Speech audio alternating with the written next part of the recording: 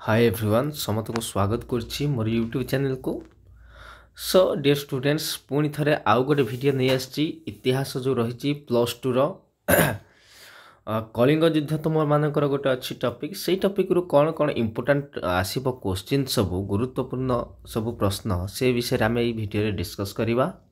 Very very important video अच्छी सांगसाथी मानक share करदो वेरी वेरी इंपोर्टेंट वीडियो कारण तुम मानकर एग्जाम रे किसी क्वेश्चन आसबार संभावना अच्छी आगक आस इतिहास एग्जाम आउ नुआ करी चैनल को आसले सब्सक्राइब करिगो एवं भल लगे वीडियोटी गोटे लाइक करिवो। चलो बे स्टार्ट करबा कौन कौन सब क्वेश्चन आसीबो।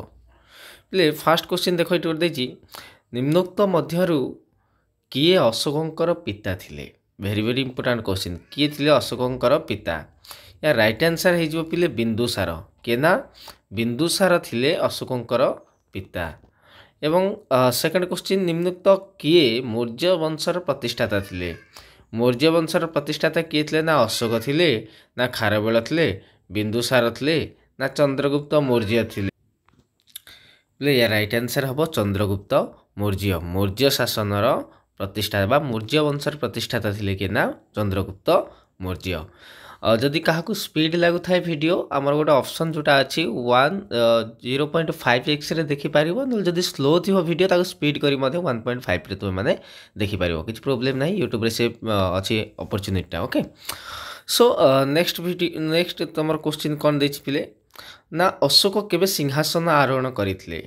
अशोक केबे सिंहासन आरोहण करथिले ना राइट आंसर पिले तुम हम ना ख्रीष्टपूर्व 273। ख्रीष्टपूर्व लिखिब पिले ख्रीष्टाब्द लिखिब नाही ख्रीष्टपूर्व मन रखिब ख्रीष्टपूर्व 273 रे सिंहासन आरोहण करथिले। नेक्स्ट क्वेश्चन सारनाथर बौद्ध स्तंभ कहा द्वारा निर्मित होइतला। सारनाथर गोटे बौद्ध स्तंभ पिले अछि सेटा किए निर्माण करथिले। राइट आंसर पिले हिजबो ना अशोक। अशोक सारनाथरे बौद्ध स्तंभ निर्माण करथिले। तापर पिले अशोकों केउं शिलालेखारे कलिंग युद्धर उल्लेख अच्छी वेरी वेरी इंपोर्टेंट यहाँ मत बहुत टाइम आसी क्वेश्चन यहाँ आसीपे ना द्वादश शिलालिपि चतुर्दश शिलालिपि ना त्रयोदश शिलालिपि ना तुम अष्टादश शिलालिपि। यार राइट आंसर पिले हो तुम त्रयोदश शिलालिपि कौन ना त्रयोदश शिलालिपि मन रखिब 13तम शिलालिपि। ओके नेक्स्ट क्वेश्चन निम्नोक्त केउंटी कलिंगर राजधानी थिला। वेरी वेरी इंपोर्टेंट आंक भितर कोटा कलिंगर से तले पिले राजधानी थिला पाटलिपुत्र थिला ना तोसाली थिला उज्जैन थिला ना ब्रह्मपुत्र पिले तोसाली थिला से तबले कलिंगर राजधानी।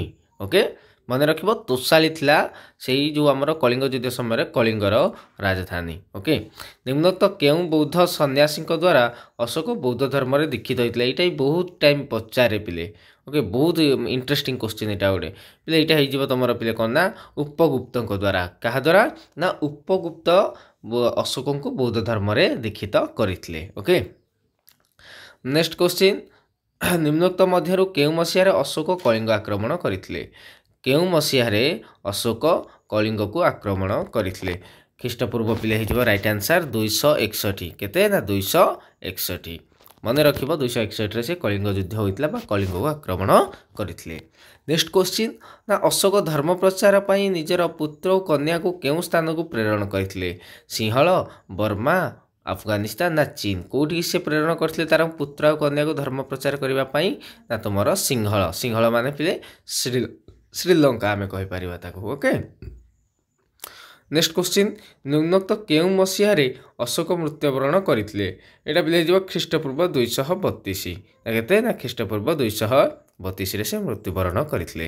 ओके नेक्स्ट क्वेश्चन निम्नोक्त केउं मसीह रे चंद्रगुप्त मौर्य साम्राज्य प्रतिष्ठा करथिले। केउं मसीह रे ना बिले तमरो ख्रीष्टपूर्व 321 ख्रीष्टपूर्व 321 रे मौर्य साम्राज्य प्रतिष्ठा करथिले के ना Chandragupta Maurya. Okay next question काहाकू देवानांग प्रियदर्शी बोली अभिहित करा जायछि। Very very important Devanam Priyadarshi किए क्वेश्चन आसे देवानांग प्रियदर्शी पढ़िथिबो समस्ते बोले सेही होचनी महान राजा महान सम्राट भारतर अशोक को कहा जाए ना कौन ना देवानांग प्रियदर्शी। ओके तांकर अन्य नाम तापर मते कह ना पिले तुम मौर्य शासन विषय जानिबा केउं राजांक अभिलेख अधिक गुरुत्वपूर्ण।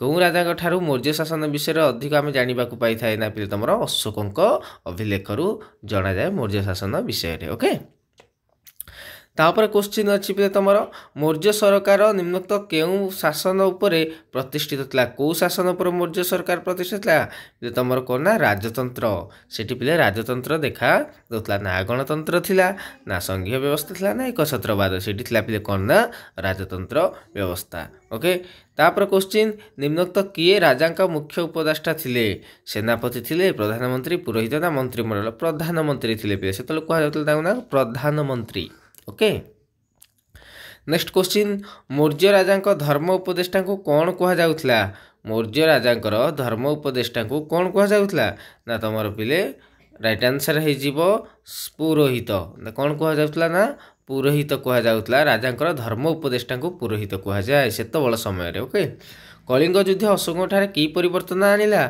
ना चंडाशोक धर्माशोक राइट आंसर हो चंडाशोक धर्माशोक समस्त को मन रखिब कलिंग युद्ध पर अशोक चंडाशोक धर्माशोक परिणत होइथिले ओके नेक्स्ट क्वेश्चन कलिंग युद्ध पर अशोक तो निम्नोक्त मध्य केउटी को त्याग करथिले निश्चित भाव में अस्त्र को त्याग करिथिबे से हाँ कारण से अस्त्र को त्याग कर देथिले धर्माशोक परिणत हो जाइथिले आउ हत्या काहाकू करि नथिले ओके नेक्स्ट क्वेश्चन मौर्य शासन रे निम्नोक्त केउं प्रथा संपर्क रे कौटिल्यक लेखारु आभास मिली थाए केउं प्रथा ना तुमर पिले कोडा ना तुमर गुप्तचर प्रथा राइट आंसर हो कौन गुप्तचर प्रथा विषय रे ओके अशोक केउं भाषार पृष्ठपोषकता थिले एटा हो पिले तुमर पाली भाषा सेतल पिले पाली भाषा चलीथिला ओके मन रखिबो समस्त पाली भाषा रे से पृष्ठपोषकता करथिले ओके तापर पिले भौगोलिक दृष्टिकोण कलिंग राज्य मगध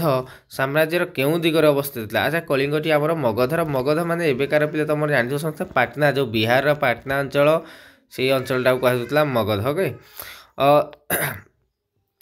से ओडिशाटा को पटे थिला कलिंगटा ना तार पूर्व पटरे को पटे ना पूर्व पटरे देखिबो समस्त पूर्व साइड रे थिला कलिंग ओके सिंहासन आरोहण केउं वर्ष रे अशोक कलिंग आक्रमण करथिले ना तांकर पिले को को केते वर्ष रे तांकर 12 वर्ष रे सिंहासन आरोहण करि सारिबा पर 12 वर्ष रे से कलिंग को आक्रमण करथिले ओके 73 रे कले 61 रे आक्रमण करथिले ओके तापर मेगास्थनीज को पुस्तकर नाम कौन थिला very very important question play एटा आसे बेले बेले क्वेश्चन टी मेगास्थनीज को पुस्तकर नाम कौन थिला ना इंडिका थिला कौन थिला ना इंडिका अशोक को ख्रीष्ट धर्मर डैश को सहित तुलना करा जाए का सहित ना सेंट पॉल सहित सेंट पॉल सहित अशोक को ख्रीष्ट धर्मर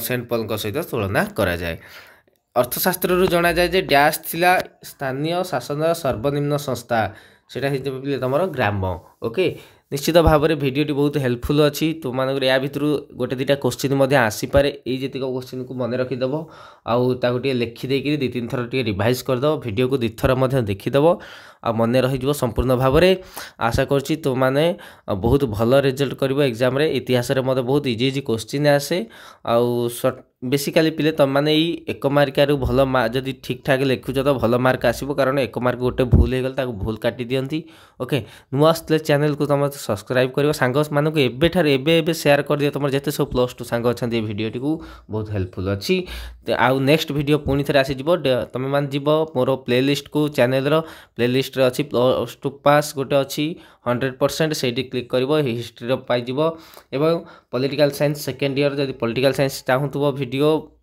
एग्जाम रिलेटेड सेठी अच्छी ताको देखिबो एवं प्रैक्टिस करिवो आज एतिकी धन्यवाद थैंक यू भल लगे वीडियो को गोटे लाइक करिवो।